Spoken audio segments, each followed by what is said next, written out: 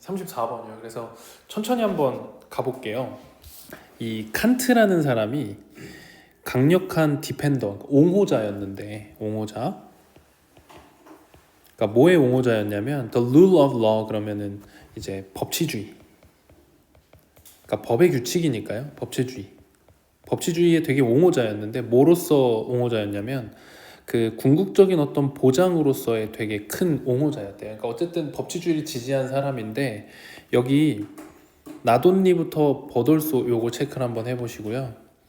그 지난 시간에 한번 얘기했던 건데 이 나돈니 A 그 다음에 버돌소 B에서는 이 B에 힘이 들어가는 경우가 굉장히 많다 그랬죠.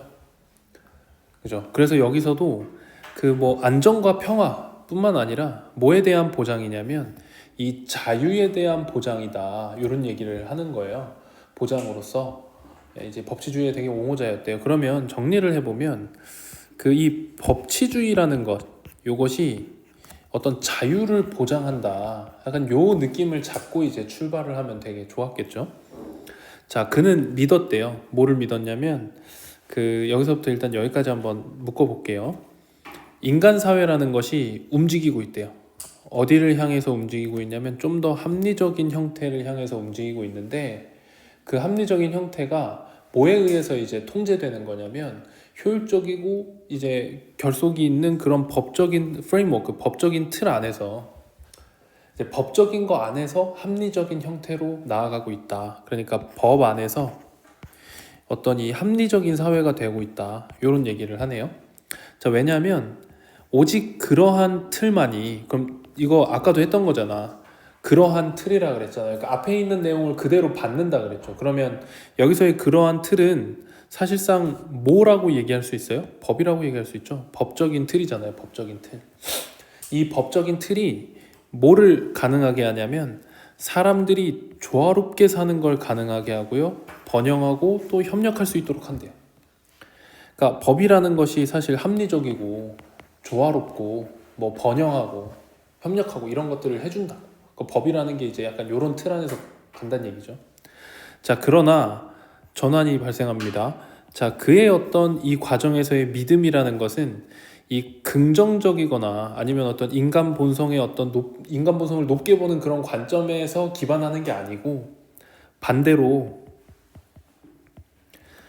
그거는 뭐와 가깝냐면 홉스의 관점과 좀 가깝대요. 그러니까 어쨌든 이게 긍정적인 측면에서 나오는 건 아니고 이게 홉스의 관점이랑 비슷한데 그 관점이 뭐냐면 이 인간의 어떤 폭력성이나 그 프로는 뭐뭐를 좋아하는 뭐 이런 뜻이거든요. 프로. 그래서 이 갈등을 좋아하는 속성, 이 갈등을 좋아하고 이 폭력적인 속성이 만든다.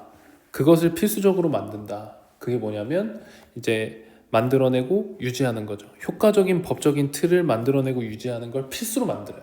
뭐 하기 위해서? 평화를 유지하기 위해서. 그러니까 인간은 좀 폭력적인 존재야. 인간은 약간 폭력적인 존재거든요. 안 좋은 속성을 갖고 있어요. 그래서 뭐가 필요해?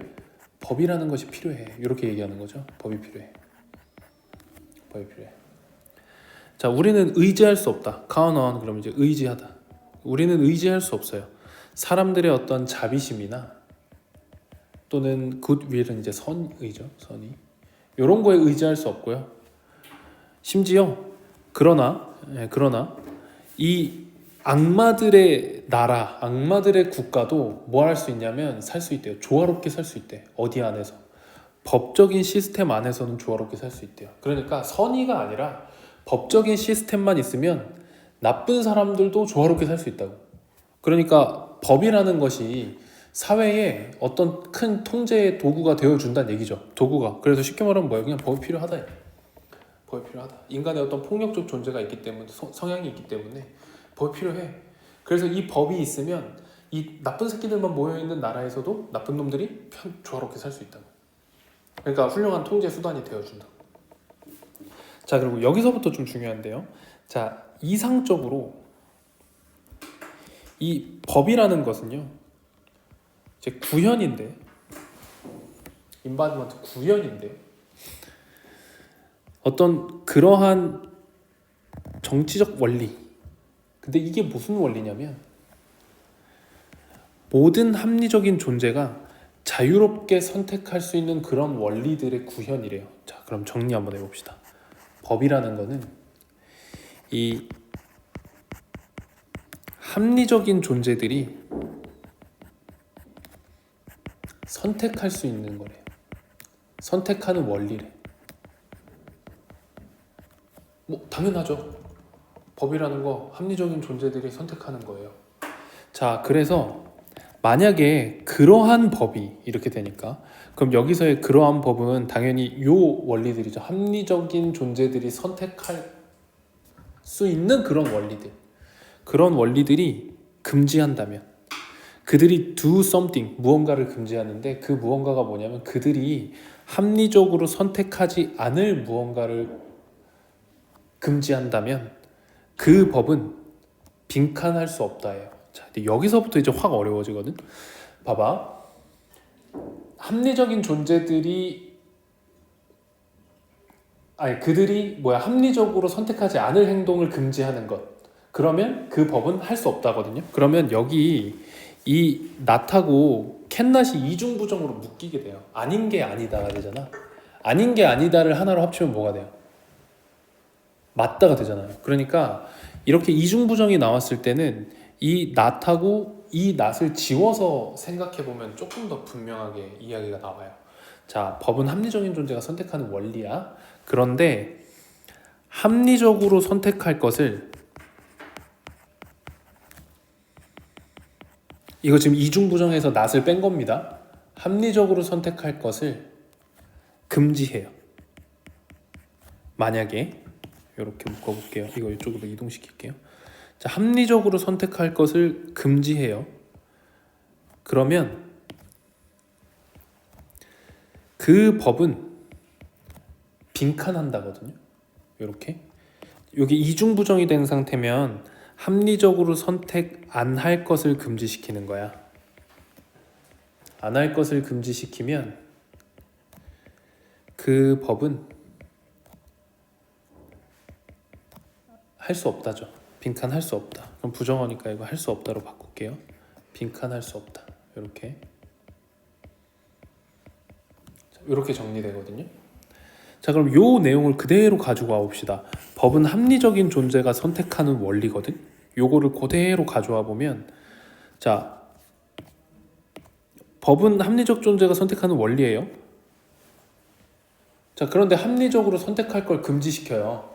그럼 그 법은 정상이야? 좀 이상해요? 좀 이상한 거지. 그러면 여기가 이상하다야. 그 법은 이상하다라는 느낌으로 가는 거예요. 그거를 이중부정으로 바꾸면 뭐예요? 안 할 걸 금지시키는 거거든요. 안 할 걸 금지시키는 거면 그 법은 이상하다고 할 수가 없는 거지. 다시 정리합니다. 이거 되게 헷갈려요. 다시. 자, 합리적으로 선택 안 할 걸 금지시킨다는 건 그 법은 이상하다 할 수 없다는데, 이게 어떤 내용이냐면 봐봐. 지나가다 기분 나쁘면 사람 죽일래? 그러면 그거는 합리적으로 할 행동이에요? 안 할 행동이에요? 안 할 행동이에요. 그러면 뭐야? 살인이죠. 살인하는 행동을 금지시킨다는 거야. 살인하는 행동을 금지시킨다는 건 그 법은 이상하다 할 수 있다 없다? 할 수 없다, 그 얘기예요. 이 얘기가 됩니까? 그러면 합리적으로 선택할 행동을 금지한다는 거야. 뭐야? 지나가는데 할머니가 쓰러져 계셔. 그러면 합리적인 선택은 뭐예요? 도와주는 거죠. 근데 법으로 도와주는 게 금지돼 있단 말이야. 그럼 그 법은 이상해요? 정상이에요? 이상하잖아. 그 얘기를 하는 거죠, 지금. 그러면 여기 빈칸에 약간 이상하다 또는 안 좋다라는 얘기가 들어가면 좋겠다라는 생각을 좀 해줘야 돼요. 무슨 얘기인지 이해가 되나요? 자, 그래서 1번을 보면, 자, 생각되는데 얘가 이제 오답률 1위였고 얘가 이제 1번이 좀 논란이 많이 됐던 건데, 잘 생각해 보세요. 합리적으로 인간의 자유를 제한한대요.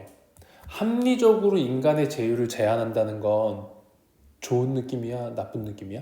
네가 좀 술 먹으면 계속 개가 돼. 아니면 예를 들어 아니면 네가 기분이 나쁘면 막 여기저기 동네에 뿌시고 다닌단 말이야. 그럼 그 행동을 합리적으로 제한하는 거란 말이야. 그럼 이건 좋은 느낌이야? 나쁜 느낌이야? 이건 좋은 거니까 그럼 여기에 들어가면 돼, 안 돼? 이거는 반대말에 가까워요. 이거는 안 되는 겁니다. 어떤 단어 하나 때문에 안 되는 거냐면 요 합리적으로라는 단어 하나 때문에 안 되는 거예요. 그러니까 이게 이중부정을 지운 상태로 봐야 조금 클리어하게 나오거든요. 그래서 이중부정, 그러니까 부정어가 2개 걸려 있으면 꼭 2개를 동시에 지우고 지문을 보는 게 좋아요. 자, 그 강한 정의 시스템의 어떤 옹호자로서 보여진다. 요거는 조금 상관이 없는 얘기로 봐야 되고요. 자, 그들의 자유를 제한하는 것으로서 이해된다야. 자유를 제한한다예요. 맞아요, 틀려요? 좋은 거야, 나쁜 거야? 자유를 제한한다. 나쁜 겁니다. 그럼 예를 한번 넣어볼까요? 자, 그 법은 자유를 제한한다거든. 여기도 자유를 제한한다야.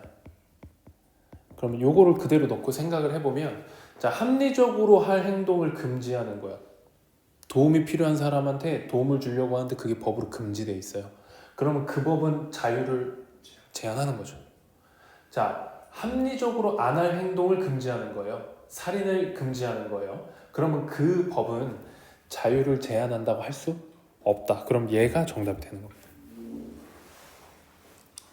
34번은 진짜 어려운 문제거든요. 여기 이렇게 이중부정이 들어가면, 그러니까 빈칸은 사실 이제 선생님이 간단하게 난이도에 대한 얘기를 하면, 빈칸의 난이도는 주제랑 멀어질수록 어려워져요.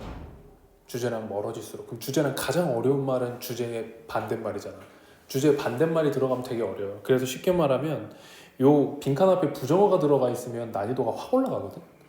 근데 거기에다가 지금 뭐를 떠넣었어요?